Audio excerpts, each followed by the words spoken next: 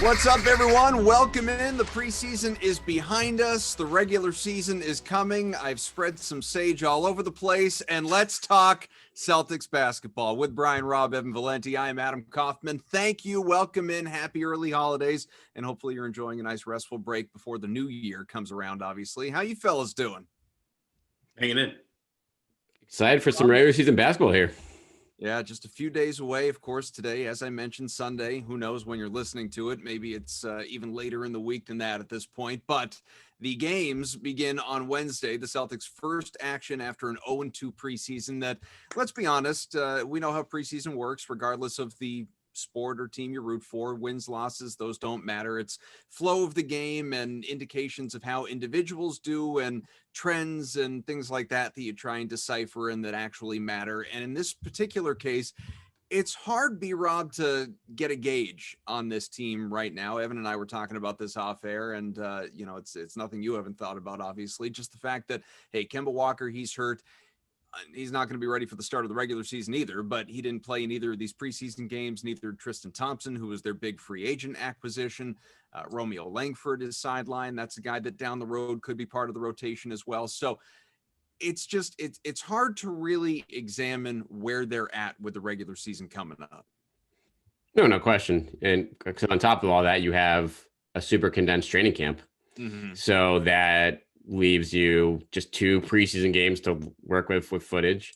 And that opens up. So you don't, and then with like guy like Tristan Thompson now, you don't see the combinations you'd want to see heading into the regular season. So factor that in with obviously the team's core had a very long run during last year's season. So they are in a very quick turnaround. And from an energy standpoint in the preseason, they clearly weren't there yet. So how do you evaluate that? How much credit do you give those guys being like, okay, they're going to obviously turn it on when they need to turn it on versus, Gordon Hayward's gone, Kemba Walker's gone. Like the shots are going to be, the easy looks are not going to be as easy to come by this year. So balancing all that into play, like you guys said, like it's really tough to get a great read on where this team is at. But there's no mistake. Like they weren't in. Brad Stevens isn't happy after the preseason, and it's hard to blame him. Is there something that you've watched so far that you have seen that you can make some, heads or tails out of that worries you? Just that one big concern going into the season that goes beyond injury? Yeah, I mean, I think a clear one is what happens when Jayson Tatum's on the bench to the offense.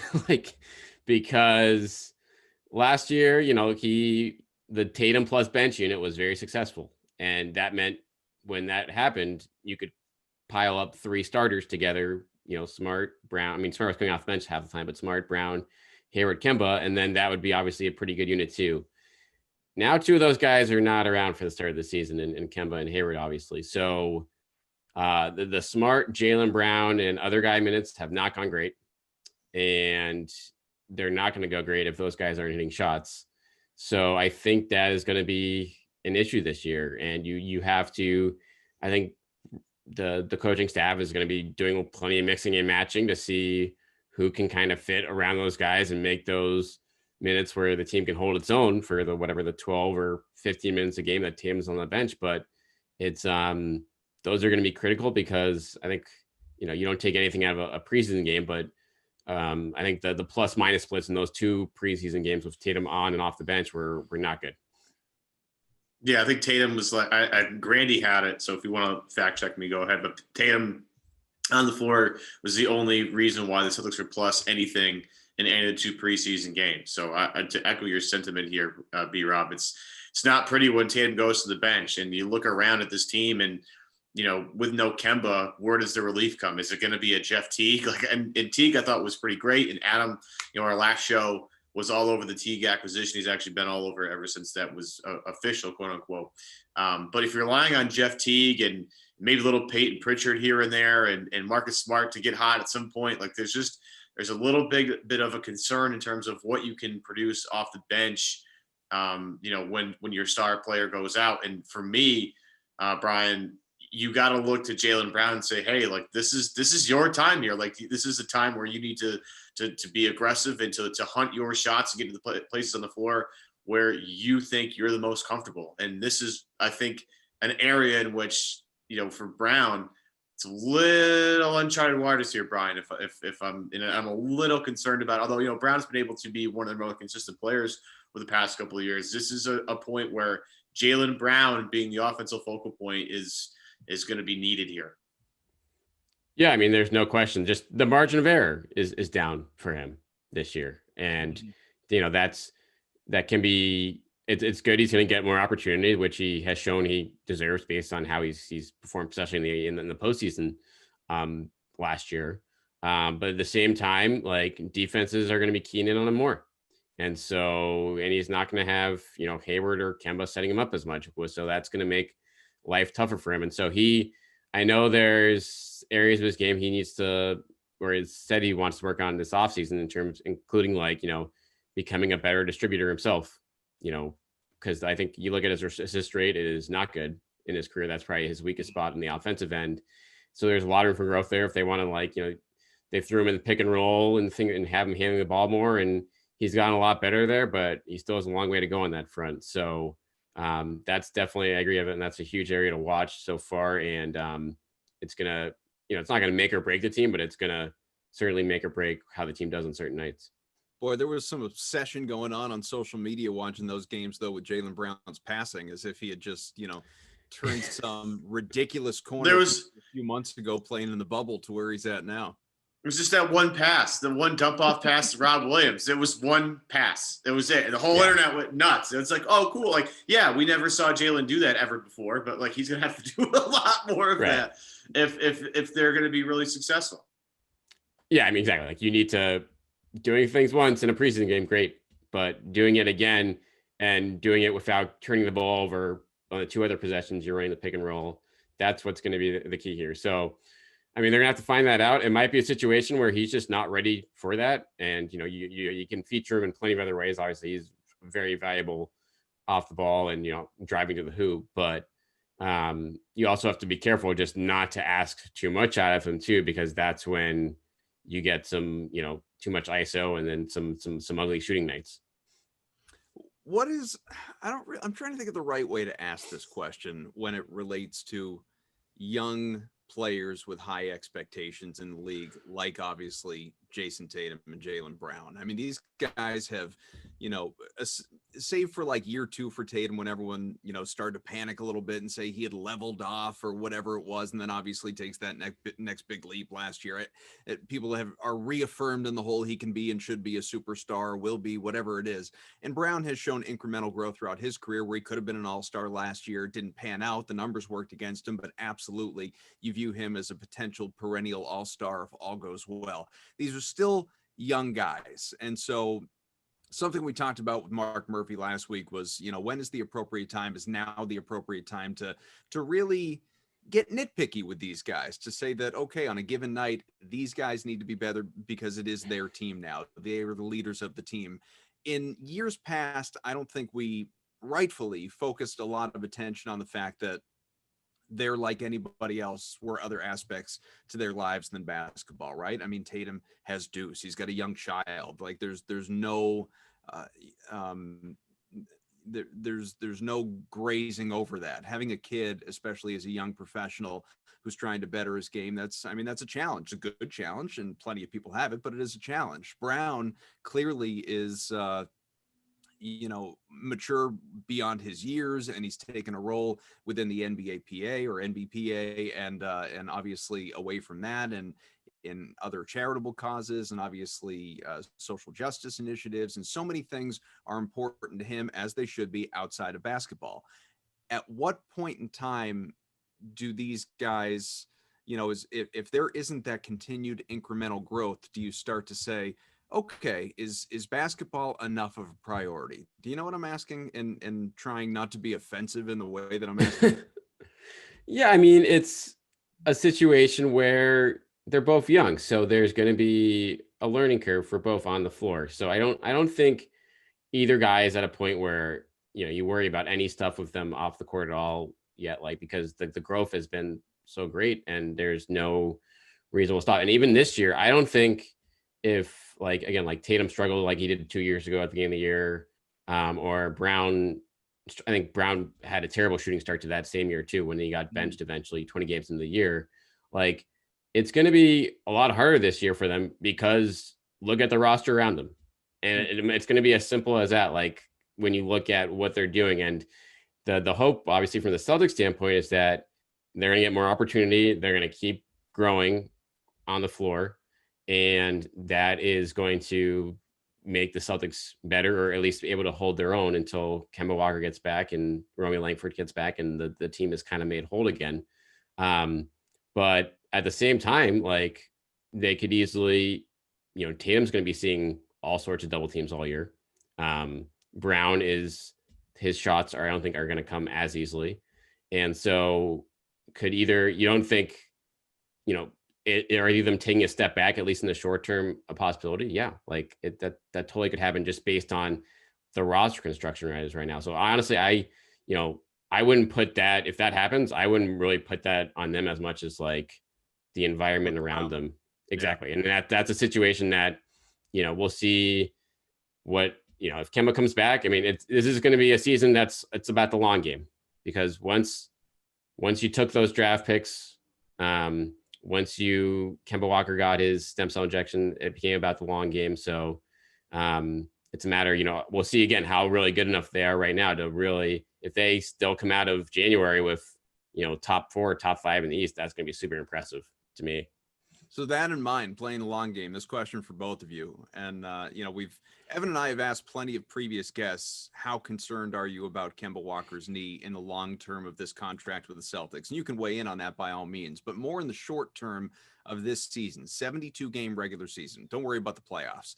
72 game regular season with the mindset of getting him ready for the postseason.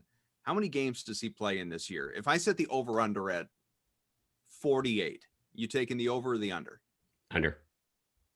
Easy under. Because I don't think he's going to play back-to-backs when he's back. And they say he's going to, January is a target to come back. We'll see. Like, if he's dealing with anything, like, they're going to push that back to February. They're going to be extra careful because they need to be, because this is it. Like, if he can't get right this season, then that's not good for all sorts of reasons.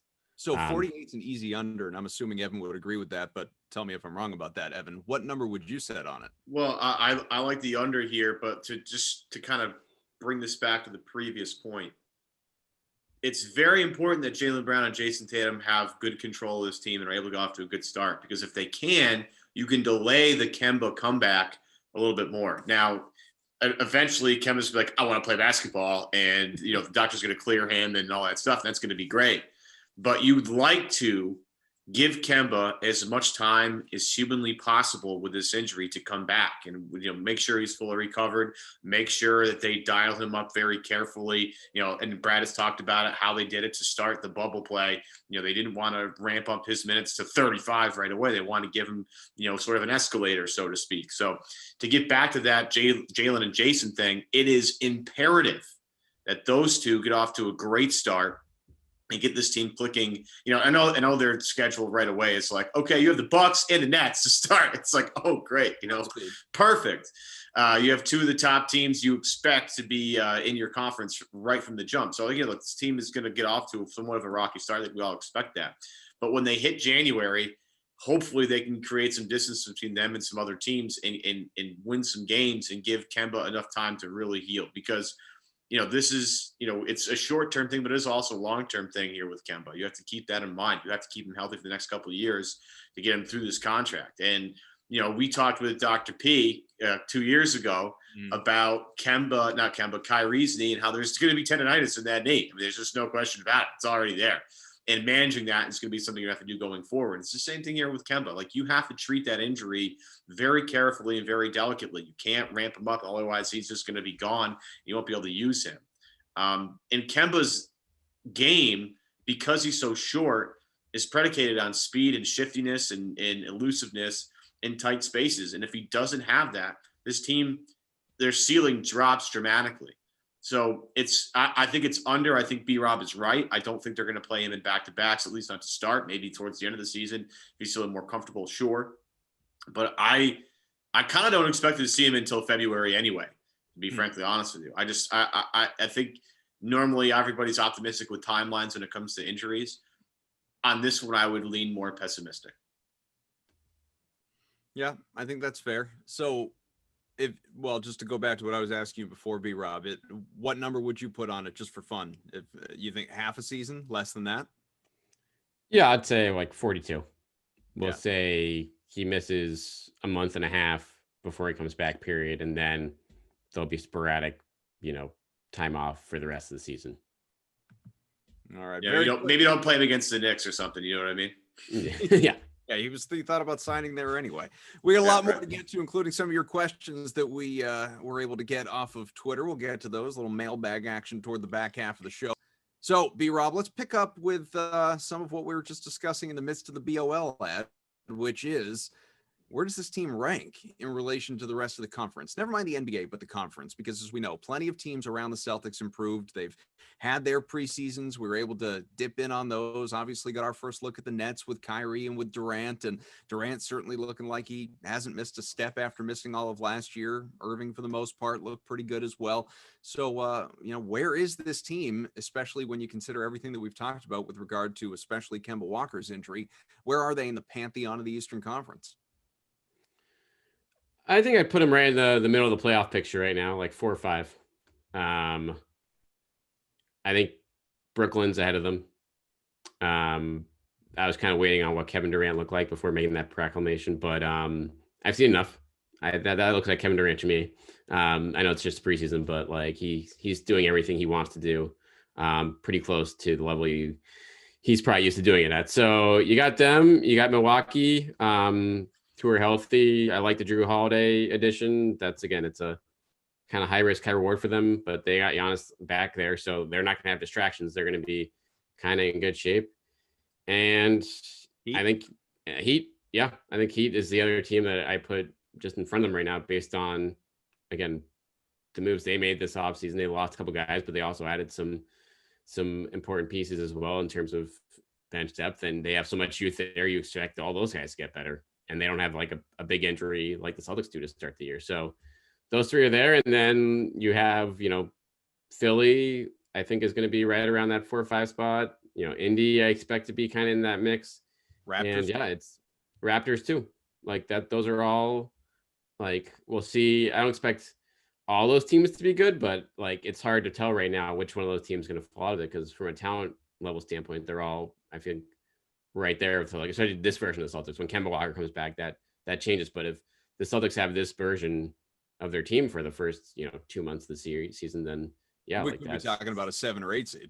Exactly. Like, that's not far-fetched. I want to get into the not even just the conference. So look at their division. Like, is the Atlantic Division the best division in basketball this year? You have the Celtics, Nets, Philly, and Toronto. Now, I know the Knicks being there kind of levels them down a little bit. But you have 4 teams there that are all playoff worthy. Whether they make it or not, we'll see. Like with Toronto, I respect the hell out of Nick Nurse, Kyle Lowry and Siakam and OG Anunoby, losing both Gasol and Ibaka, tough. But, they still have a lot of championship pedigree there with those guys. Obviously, Brooklyn with Kyrie and KD, they're going to be in the playoffs. It's a matter of what seed. And then you have the Sixers with Joel Embiid, Doc Rivers, Ben Simmons. They have a sort of a retooled roster, and Boston's right there. So, Boston's going to really have a dogfight this year in their division. They might not be totally used to it over the years, but this year I think that's the most competitive division in all of basketball, especially without question in the Eastern Conference. But the Western Conference is always stacked certain ways, and you have a bunch of guys out there that are going to compete for playoff spots. But that Eastern conference in that division specifically, Brian, I think it's going to be an absolute dogfight all the way through. Yeah, I think it's a great point by you, because you're facing all those teams 4 times, and so that does not help. For the Celtics, their schedule's already gonna be tough enough as is out of the gate, but they're probably gonna have one of the tougher schedules front to back than any team in the East, based off of that divisional alignment. So it's for a very long time, like, the Western Conference was the superior conference. I think we're reaching a point now where if the East is not on even footing, they might even be better from like 1 to 8 in the playoff picture, at least, because there's some, especially if James Harden ends up in the Eastern Conference too, which looks like it could happen sooner rather than later. Oh, I'm glad you brought him up because I'm sure you both saw this tweet from John Granado, who is really? Are we doing this? We're going to do it from ESPN 97.5 in Houston.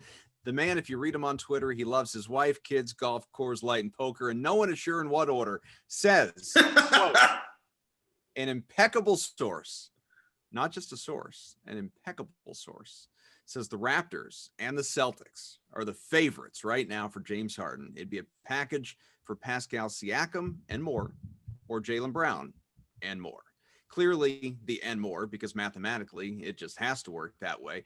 Let's, for a moment, entertain what I think is lunacy. I don't think the Celtics are in the mix for James Harden, but please, I invite both of you to tell me if I'm wrong about that. I'm not saying Danny Ainge hasn't or wouldn't inquire. I think that's, it's part of his makeup. It's also part of his job to do his due diligence. I just don't think it's a reality. I really do not. There's no part of me now. Granted, you asked me this a couple years ago, would I have thought Kyrie Irving was coming to Boston in August? The answer would have been no. So I will fully admit that, but I do not believe James Harden is coming to Boston. I don't think I think there was a better chance of the Patriots eking out a playoff spot this year when they had 2% odds than James Harden coming to Boston. And also just to, I don't know, further respond to the tweet, I suppose. And I know plenty of people would disagree with me on this. This is just my belief. I don't think Danny Ainge would trade Jaylen Brown for James Harden. I really don't. It depends what kind of James Harden you're like. If James Harden wants to come here, then yes, they do that trade. What's that? Even for 1 year, like James. Well, Harden? You got 2 years on his deal still. Okay. So you got 2 years and then a huge player option, which he may or may not give yet. So, I mean, it's not like a slam dunk. Like, obviously Jaylen's got 4 years left at a good price. His age matches up much better with Tatum than Harden does, obviously. But I mean, Jaylen Brown's a very good player. James Harden is a perennial he's a top far 5 superior player. I just think if, it depends on what you're building toward. Are you really trying to win right now or next year? Then sure, you start to think about a James Harden more realistically in terms of Jaylen Brown. But if you're really trying to plan this next window out with Tatum and Brown as being your guys, it doesn't make sense. Right. And so that's where, again, what's Harden's head, where's his head at? And that's like strip club. I mean, that's the track record says it's not in a good spot, and that's why the Celtics aren't gonna, offer what needs to be offered for them to get a deal done here. But yeah, like I do think that all reports are that the Celtics have done their due diligence and are not interested for that reason. And again, Kyrie Irving serving as kind of the warning tale, if you will, of trading for the star who has 2 years left on their deal.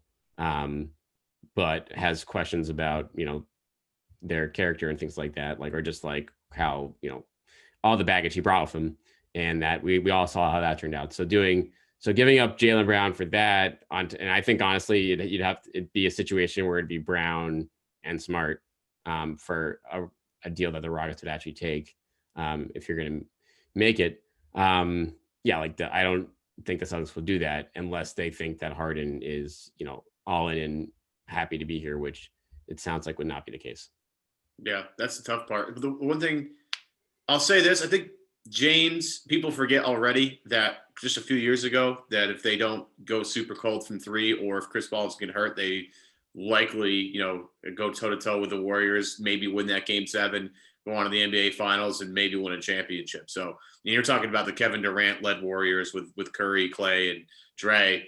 That's one of the best teams we've ever seen, and James went toe-to-toe with that team. So you're getting a way better player than Kyrie Irving. You're getting a head case, no question, but you're getting just a way better player. And Adam's point of, it kind of points to what window you're doing. Right? If you acquire James Harden, that means you're trying to win right now. And if you don't, you're more likely trying to play the long game. The thing with Harden is, with the exception of Brooklyn, the team that acquires James Harden acquires the best player on their team. And that I'll even throw that if Boston were to acquire James Harden would be their best player right from the jump. And I don't mean to disparage, people that love Tatum a lot. And Tatum's a great player, but Tatum's not quite there yet. I mean, he's a good defensive player, but the stuff that James Harden does on offense is unbelievable. Okay. If he went to Philly, he'd be the best player in Philly. If he went to Miami, he'd be the best player in Miami, et cetera, et cetera, et cetera. So whoever acquires him is probably acquiring their best player. And in a what is now an arms race in the Eastern Conference, Danny knows that you need star power to win. And again, I'm not advocating for trading for James Harden because I just don't think he fits what this team is.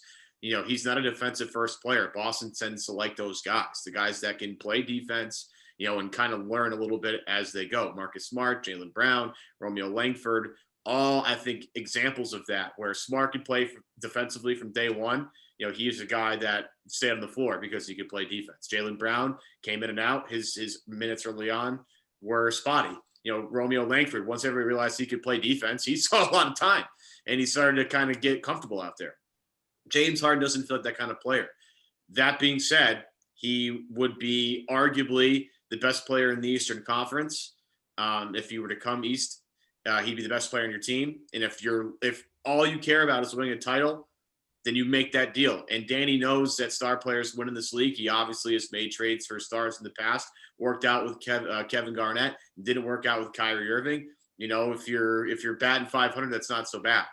I don't think they match up on a deal, but if they were to do it, I think people would get on the James Harden train pretty quick because I think they would love the fact that he can score 30 a game very effortlessly. It's kind of hard to believe that we've gone this far into the show without. Oh, hold on, Kaufman. You gotta give me a take on something. You gotta have I said that Danny Ainge wouldn't do it, and it's not the right guy. No, but would you do it, Adam? This is my question.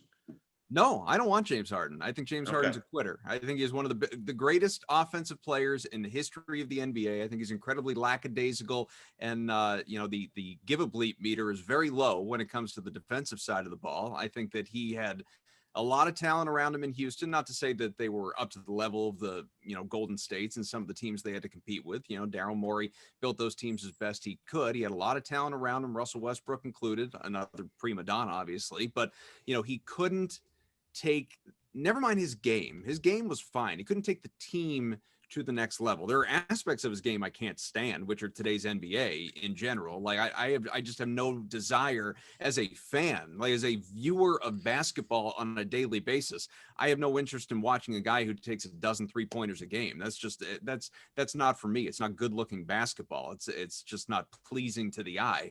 But obviously he hits a good chunk of them and he shoots a good percentage and he's going to keep doing it and he would keep doing it even if he didn't. I just don't. When I think about culture, when I think about influence, impact, grooming Tatum for, his next steps and plenty of people were panicked by the idea of Tatum learning at the heels of Kyrie Irving. Well, I kind of feel the same way about James Harden.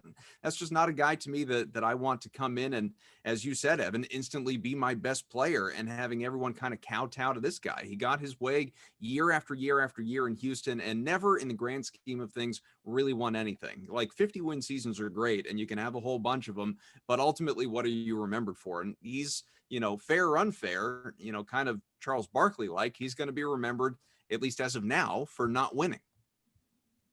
Yeah, my point though is like if you go back a few years and you look at what he did against that Golden State series, I mean he's clearly capable of getting there. Yeah. And him and Chris Paul got very close to it. Could him and Tatum get that team close to it? The flip side is, and B-Rob I think touched on this, Smart's probably going if that's the deal. So can you get to a title with Harden and Tatum, but your roster and does Kemba fit on that team? Where does Kemba fit in the whole equation with Harden on the team? Because Kemba's a lead ball handler. Yeah. And what does Kemba get relegated to a sixth man, Brian? How does that work? Yeah, I mean, you can start Kemba and Harden together, but I mean, there's, like you said, that's the guys that are best with the ball in their hands. So it'd be great for managing it over 48 minutes and when like resting one of those guys when you need to. But yeah, would it be the perfect fit? It's certainly defensively, it would be quite the challenge in the backcourt if Kemba Walker and James Harden is your starting 1 and 2. So that, but at the same time, they could be good enough offensively in theory if Kemba's right, where it wouldn't matter. So that again, that's a situation where, and to be honest, guys, like I think if the Celtics do end up showing any interest here, I think what you also have to think about in the situation, like you don't even think about making a deal with this unless like Tatum is fully on board with it. I think that also comes down to that too, because you're not gonna, you know, if you're not gonna bring in a guy that Tatum's not thrilled about in this situation when you just kind of handed him the keys to the franchise with this extension. So that's something that, none of us probably are going to know until something does or doesn't happen. Well, and you also, and B-Rob said this before, but just to kind of take it to the next level, you have to know, and I don't mean believe, like when the Celtics traded for Kevin Garnett, they believed he would fall in love with the culture and want to stay, and that happened. They believed the same of Kyrie Irving, and it didn't happen. You have to know, which is more than believing, based on what you'd be giving up, 2 of 3 guys who are really part of your core. And I know Smart is not Tatum or Brown. Don't confuse what I'm saying, but the guy is valuable. People like to argue whether or not he's part of your core. He's part of your core. So if you're giving up 2 of the 3 guys who are part of your core, sorry, Kemba, but really it's a 3-man core, really, when you're talking about the here and now and the future. Kemba's not the future. Smart is still young enough to be part of the future. If you're giving up 2 of the 3 pieces who really resemble what you view your core to be, you got to know James Harden is invested in being here and wants to be here for the long term, not just coming in on a rental and seeing how he feels about the place. And I don't think, I just don't see how you could possibly even get that kind of answer from him, other than the fact he just knows he doesn't want to be in Houston anymore. Yeah, I mean, that would be something where you have to, behind the scenes, figure that out, talk to the right people through intermediaries, and then figure out where he stands on it. And I have no doubt if the Celtics have real interest, like they'll do that. I mean, with Garnett, it was a totally different situation. Like they got an extension as they traded for him. So that was, he was signed, sealed, and delivered. That's not going to be possible here based on Harden's current contract. You're not going to be able to tack on more years. So you're going to be going on it like kind of flying blind like they were with Kyrie.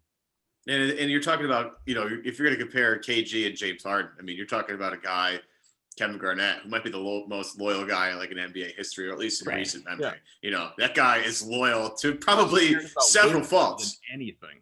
Right. He does. Yeah. But, you can't compare those guys. That's just from a contractual comparison. Yeah. It's just different.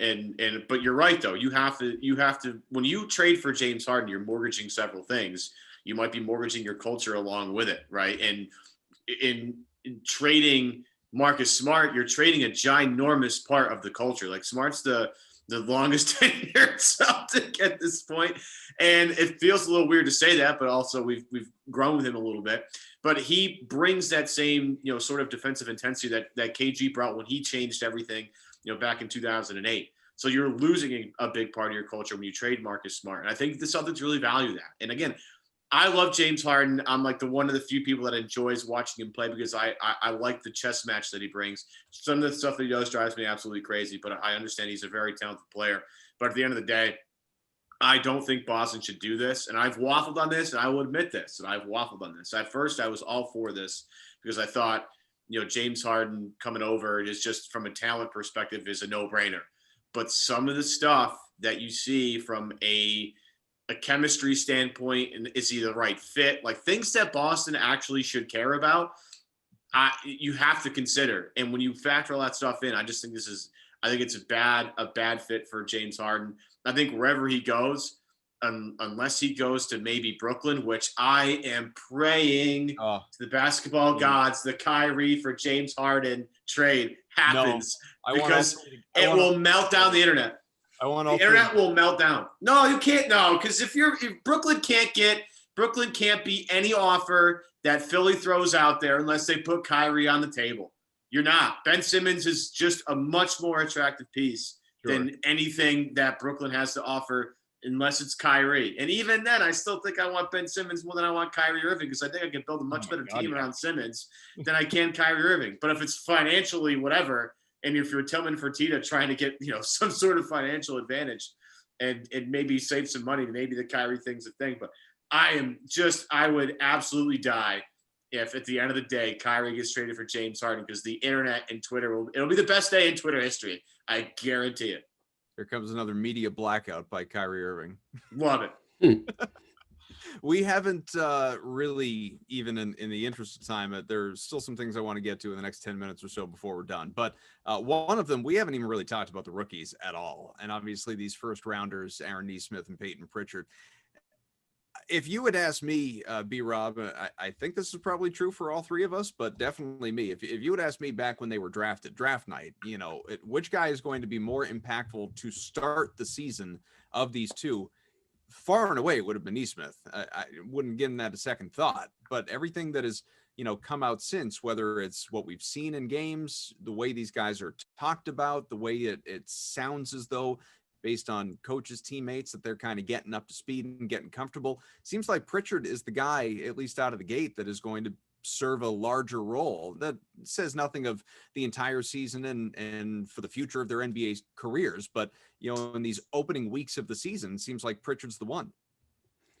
Yeah, I mean, I think from a need standpoint, it would have been better if Nesmith was that guy, just based on what the depth chart looks like. But I mean, he only played in college for a year and a half and then got hurt. So he's obviously hasn't played basketball since January in 5-on-5 situations competitively until this past week. So that it makes sense that why the learning curve would be a little bit longer for him right now versus a 4-year guy in Pritchard, who was one of the best players in college basketball last year. Like, when you draft a guy like that at the end of the first round, who's, upside may be limited, that's the other side of the coin, is that, okay, he probably has a good chance of like being able to, come in right away and be what, the Celtics probably hoped like Carson Edwards would have been last year. So yeah, I mean, the buzz is real, like from just talking to people around the organization, from just hearing guys like Marcus Smart talk about Pritchard. And, for as good as he looked against the Sixers in spots, like I think we got, people got a dose of the reality, I should say, during that Nets game, when the 5 bench players rolled up against the Brooklyn starters in that third quarter. That did not go ugly from a variety of fronts, and Pritchard was one of them. Like, that's that's part of the package there. He's not going to be World Series, but he is someone that I think defensively is further along than I thought he would be at this point. He seems pretty high Q on that end, which I think is big, which is going to get him on the floor, especially if he shows he can do okay against some wings that are a little bit bigger than him. And so for an offense that's going to be starved for production without Tatum on the floor, I think it's safe to say that Pritchard has earned at least a spot in the rotation most nights in the early going, it seems like. I thought it was really staggering that the Philly game, and again, this is preseason, we're overreacting to 2 games, but that's the biz, folks. I thought it was unbelievable how Pritchard, in about 2 minutes, already took Carson Edwards and Tremont Waters and everybody else's like backup guy. Like, that was so obvious that he is just better than both those guys. And the size thing is where it glaringly kind of jumps out to me. Like, as much as I love watching, Tremont Waters at 5'9", go out there and navigate, his way around, you need to have size. And as smart as Tremont is, and he's super smart, and I think he'll be a great coach someday, because I think he just sees the game differently than a lot of guys do. You need size, and Pritchard's size makes him a much more attractive player for the Celtics. I feel way more confident about their guard, their backup guard spots now that they've gone from Kemba, Smart, Wanamaker, and Tremont Waters to Kemba, Smart, maybe the best player not named Jayson Tatum in the preseason, Jeff Teague, and Peyton. Like, they've obviously upgraded there, and I was thrilled to see that. In Nesmith, on the flip side, I obviously want to see him just shoot a bunch of threes. But the other stuff on the floor, and again, as Brian mentioned, it's been a while since he's played 5-on-5. But as he got more comfortable, you could see the defensive stuff kind of come and go a little bit. He's a guy very active on the glass on both sides. His length is a problem on that end for a lot of people. The jump shot's going to come and go, and shooters are streaky, anyway. And as he gets more comfortable and more used to the NBA pace, I think he'll be better on that end. But the other stuff, little stuff that you want, competing defensively, competing on the glass, are things that I think are really great. And again, as this team gets healthier, you're going to rely on those 2 guys maybe a little bit more than you want you to start. But as this team gets healthier and they kind of fill in certain things, I could see both those guys being, solid players for this team 9th, 10th guys down the road. The question is, if you're relying on your 9th and 10th guys, like how far you can really go. All right, in our last 5-6 minutes here, I called for questions on Twitter, and I don't want to ignore them. We got about a dozen. We'll get to as many as we can, but let's go, reasonably rapid fire anyway, and not 2-word answers, but any quick thoughts that any of the three or all three of us have, we can mix them in. I think this one will be fairly quick.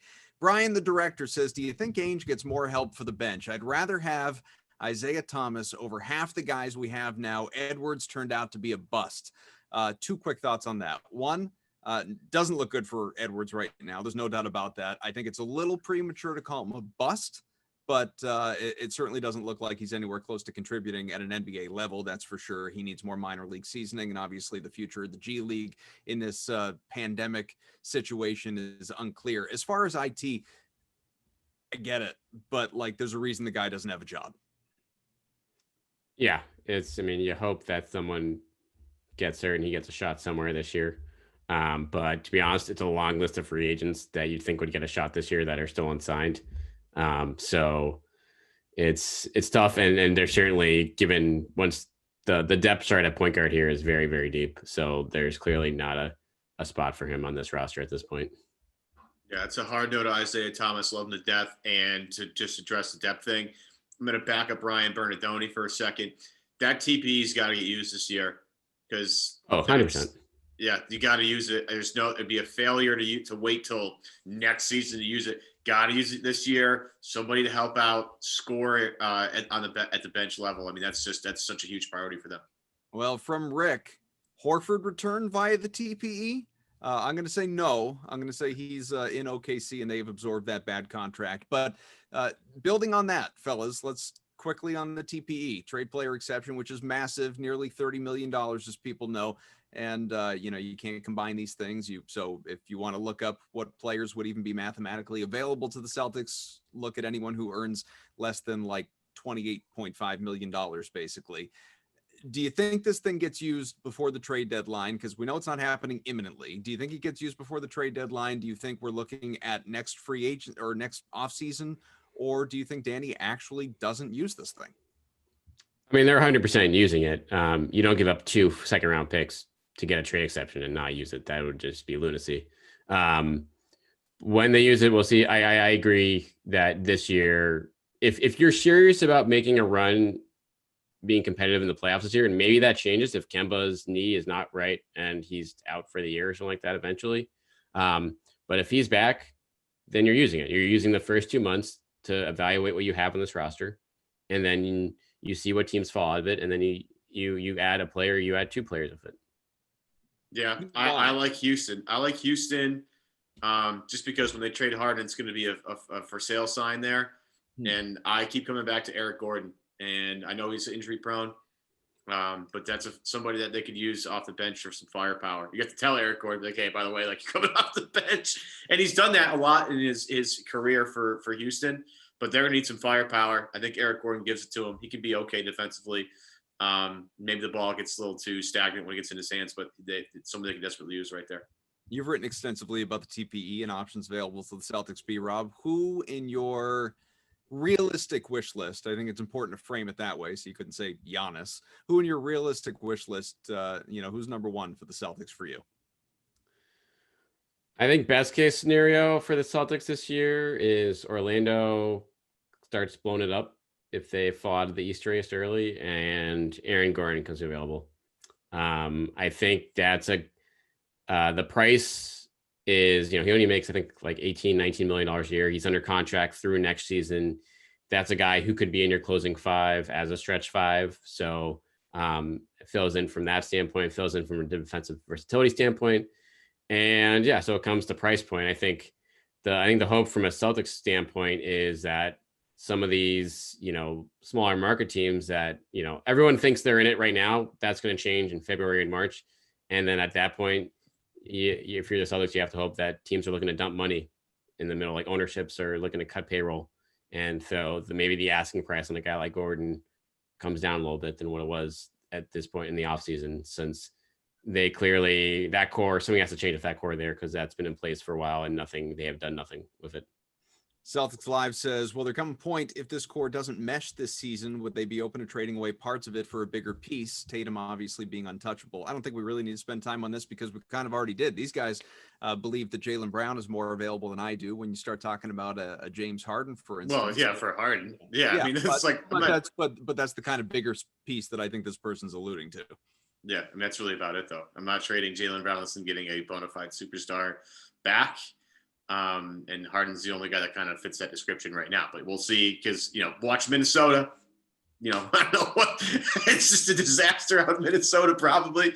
Watch out there. Watch some teams that have high-level players and can, if they go south in a hurry, they can shake some of that tree and maybe land somebody. But, unless it's somebody really significant, I'm not trading Jaylen Brown for anybody. From Brian, and I'll give this to Brian, predict the Celtics' most used rotation when everyone is healthy. So for the 6 games this year, that'll happen. Who do you like? I mean, yeah, you got, I think Kemba, Smart, Brown, Tatum, Thompson are your starters. And then coming off the bench, you got Tice, you got Teague, you got Grant Williams. And then I think you got a wild card player X, whether that's Pritchard or Neesmith at that point in the year. Remains to be seen. And then, to be honest, it's probably going to be traded player X.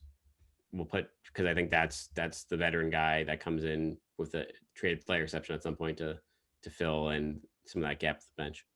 So that's a best case scenario. Here's kind of a worst from Kevin. Who is your crunch time lineup for the Celtics going into the first week of games?